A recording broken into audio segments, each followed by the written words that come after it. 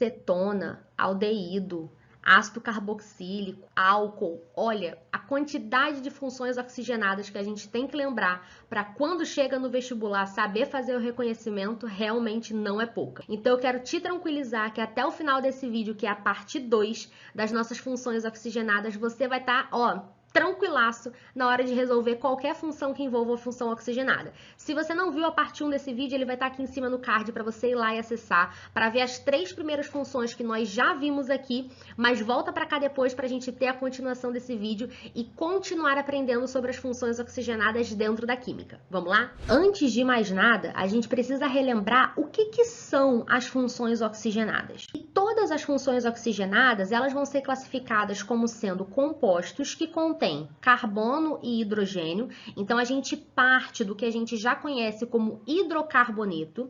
E dentro desse composto, a gente vai ter uma interação do carbono com o oxigênio. Então, aqui a gente deixa de ter apenas carbono e hidrogênio na estrutura, né? A gente deixa de ter um hidrocarboneto. E quando a gente insere uma relação, né, uma interação entre um oxigênio e um carbono na estrutura, ele deixa de ser um hidrocarboneto e passa a ser um oxigênio. Passa a ser uma função oxigenada. Só que existe ali uma série de tipos de interação que podem acontecer entre um carbono e um oxigênio. E hoje nós vamos ver 3 delas. A primeira que a gente vai ver é a função éter, nós vamos ver a função éster, e nós vamos ver a função ácido carboxílico. Cada uma delas tem as suas particularidades, tem a sua forma de reconhecimento. Por quê? Você precisa bater o olho na molécula e saber identificar. Ah, isso aqui é um ácido carboxílico. Ah, não, isso aqui é um carbono primário, então isso aqui é um aldeído. Ah, aqui tem uma dupla ligação com oxigênio, ou aqui tem uma ligação simples. Assim por diante. E hoje eu tô aqui para poder te mostrar a diferença entre esses 3 tipos de funções orgânicas. Vamos lá? Antes da gente começar, já quero te convidar a se inscrever aqui no canal, porque toda vez que sobe vídeo novo, você recebe uma notificação no seu celular. E eu tenho certeza que você quer ficar por dentro de tudo que a gente coloca por aqui, né? Então vem aqui embaixo, se inscreve, clica no botão, é bem rapidinho, e já curte esse vídeo para poder me ajudar a fazer com que esse vídeo seja entregue a mais pessoas ainda aqui dentro do YouTube. Beleza? Sem enrolação, vamos continuar aqui. A função éter, ela é bem característica porque função éter, a gente obviamente vai ter a cadeia carbônica, que eu já vou colocar aqui pra gente. Então, aqui a gente tem cadeia carbônica, vou deixar um espaço, você já vai entender por quê. Então, aqui o que a gente vê é apenas carbonos, né?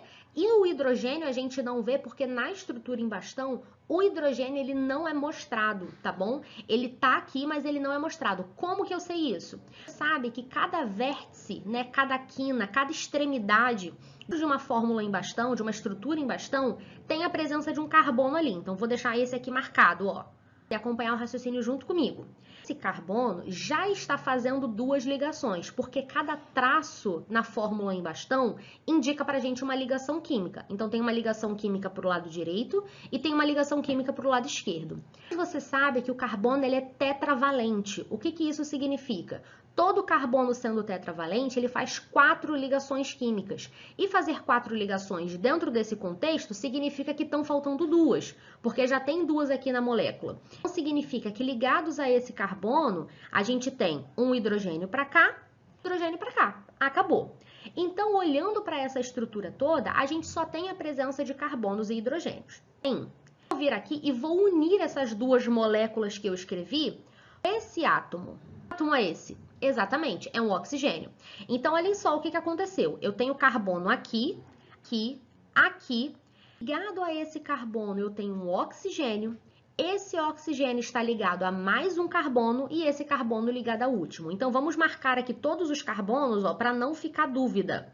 Todas as extremidades, presença de carbonos. Larissa, mas e aqui nessas 2 pontinhas? A gente não tem carbono porque o átomo que está ligado ali é o oxigênio. Toda vez que a gente tiver um carbono ali ligado, eu tenho que ter um vértice e mais uma ligação química. Isso aqui indica pra gente que não tem nenhum carbono faltando. O cara que está aqui é exatamente o oxigênio. Então, olha o que aconteceu. Antes eu tinha uma cadeia carbônica só com carbono e hidrogênio. Agora eu inseri um oxigênio. Então, esse cara que está atrapalhando ou está entre 2 outros carbonos, que é esse carbono da esquerda e esse carbono da direita, com que esse átomo seja chamado de heteroátomo, ou seja, é um átomo diferente de carbono, que no caso é o oxigênio, que está entre ligações de carbonos. Tudo bem? Como esse oxigênio faz ligações simples, obviamente, com cada um dos carbonos, porque o oxigênio ele só pode fazer 2 ligações no total. Então, se ele ligou com o carbono da esquerda, ele vai ligar com o outro carbono da direita uma vez só.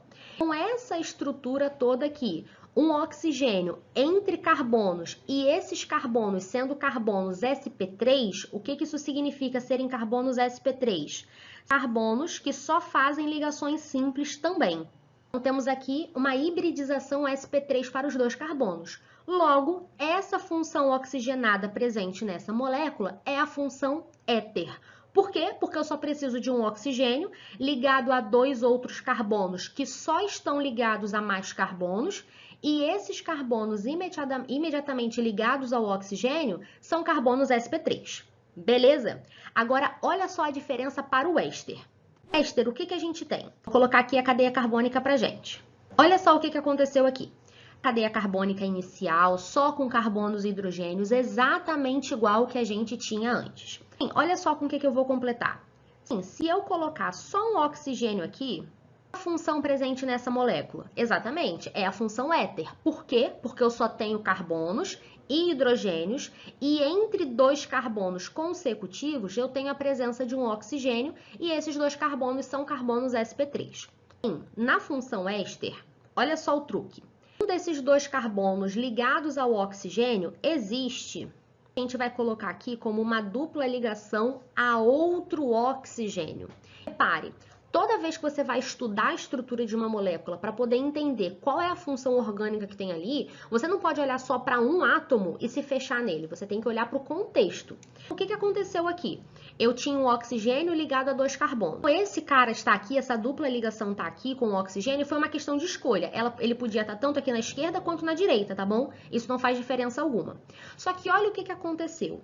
Esse carboninho que está aqui deixou de estar ligado a só carbonos e ao carbono de cá e ao oxigênio do lado de cá.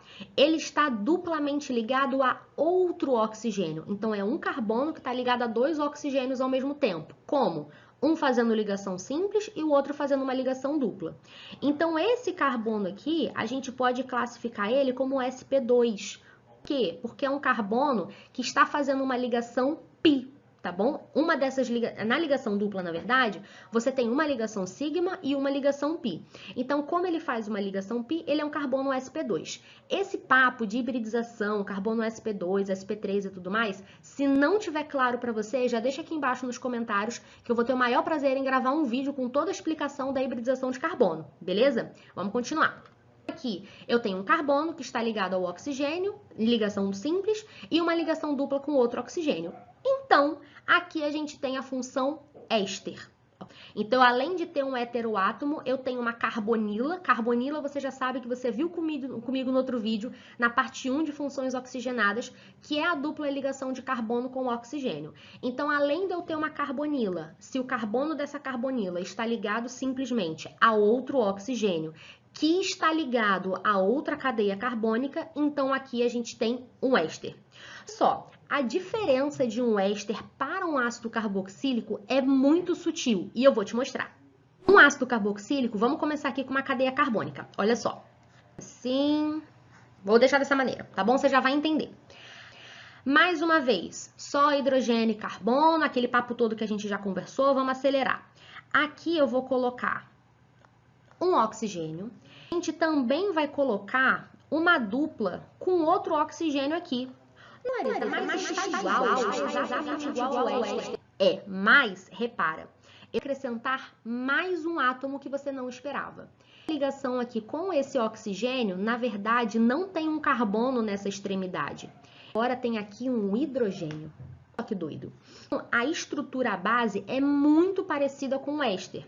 O carboninho daqui está ligado duplamente a um oxigênio, que está ligado com uma ligação simples com esse oxigênio do lado de cá, com esse oxigênio do lado direito. Porém, esse oxigênio aqui não está ligado a uma cadeia carbônica, ele está ligado a um hidrogênio. Então, quer ver uma outra forma da gente escrever a mesma molécula? É a mesma molécula do lado de cá. Vou até deixar destacado, ó, a dupla com oxigênio. E o oxigênio do lado de cá está ligado a um hidrogênio. Reparem, é a mesma molécula, só que aqui qual é a diferença de uma para outra? Eu indiquei aqui a ligação propriamente dita entre oxigênio e hidrogênio e aqui não. E numa estrutura em bastão, a gente só indica por linhas a ligação entre carbono e outra molécula, né? e outro átomo, né? Entre oxigênio e hidrogênio, você não precisa indicar com um traço, com uma linha de ligação química, tá bom? Você pode escrever ele assim, de uma maneira condensada, que você está dizendo a mesma informação da molécula de cima. E eu coloquei aqui embaixo para você ver, porque é assim que cai no vestibular, é assim que vai cair na sua prova. Ele não cai indicando a ligação propriamente dita. Ele já cai aqui de maneira condensada OH.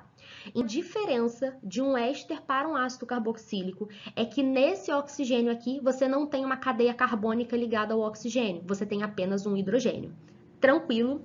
Se você quer um vídeo sabendo a nomenclatura de todas essas funções oxigenadas, é mais uma oportunidade para você colocar aqui nos comentários, porque a gente não falou como é que a gente nomeia essas moléculas ainda, mas eu tenho certeza que você quer saber para você ficar por dentro de todo esse universo das funções oxigenadas. Não deixa aqui embaixo nos comentários que eu vou ter também o maior prazer de gravar um vídeo desse jeito para você. Tá bom? No mais, desejo que você tenha aprendido tudo. Se ficou dúvida, deixa aqui embaixo também, que sou eu que respondo todos os comentários. E eu espero você no próximo vídeo. Um beijo e até lá!